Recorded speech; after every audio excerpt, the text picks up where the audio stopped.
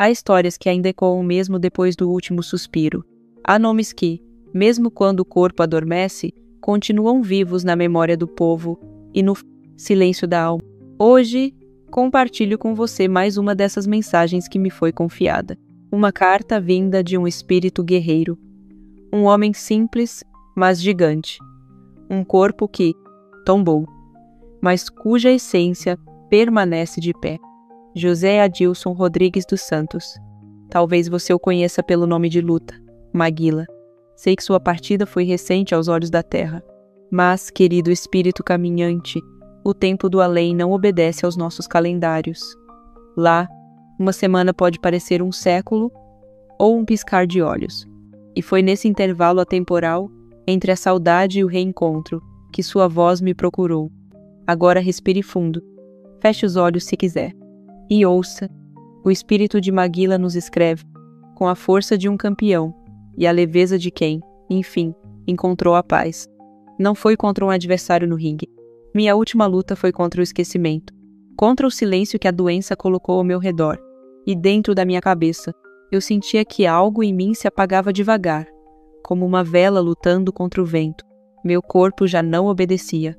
Minhas palavras vinham truncadas, minhas memórias embaralhadas, mas por dentro eu ainda era aquele menino da Zona Leste. O Adilson, que sonhava ser forte, não para bater, mas para não apanhar mais da vida. Às vezes eu ouvia minha mulher chorando baixinho. Ela pensava que eu não percebia, mas a alma sente tudo, mesmo quando o corpo já não responde.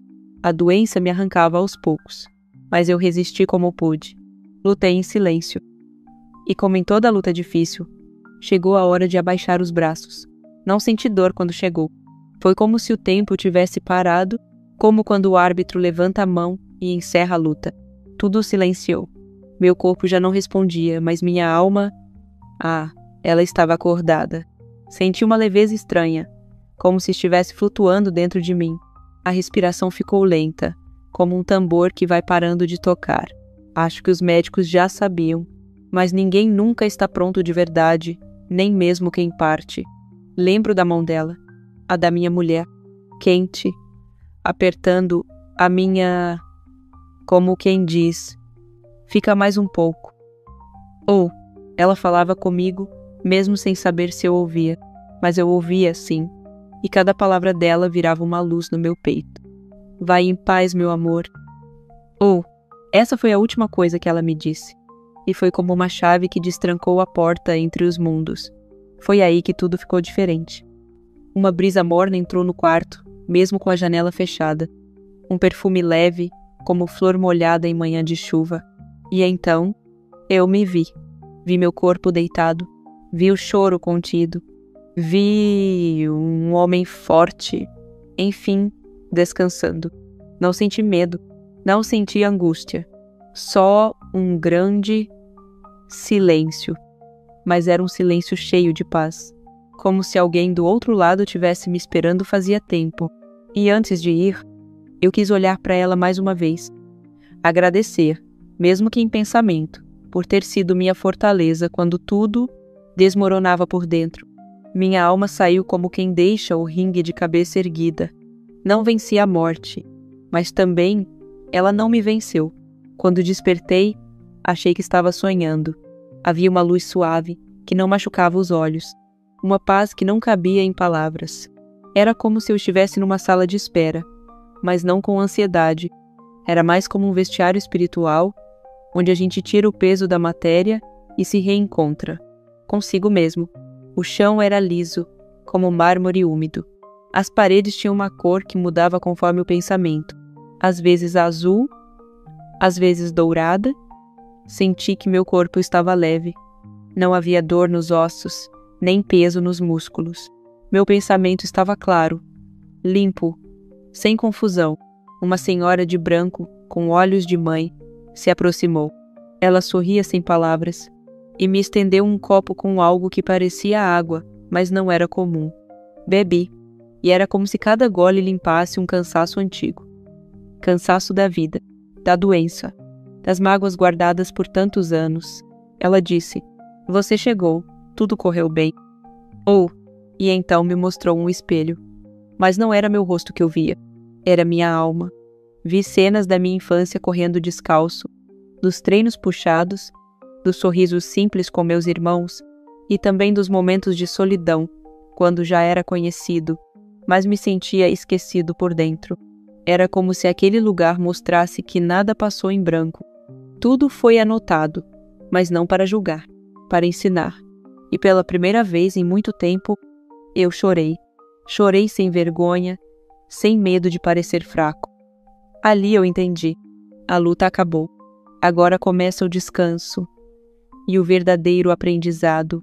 Foi então que ele apareceu. Meu primeiro treinador. Aquele que acreditou em mim quando eu só tinha os punhos e a fome.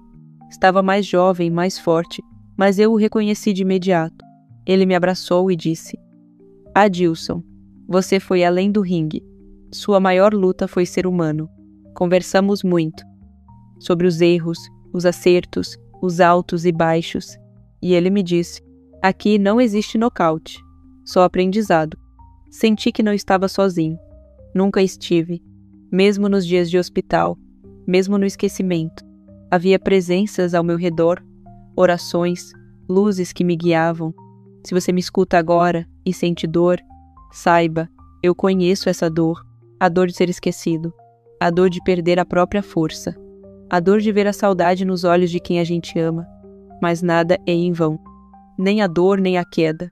A morte não me derrotou, ela me libertou. E hoje, do outro lado da vida, eu continuo lutando, mas agora, pela paz, pelo entendimento, pelo amor que nunca acaba. A você que sofre em silêncio, não desista.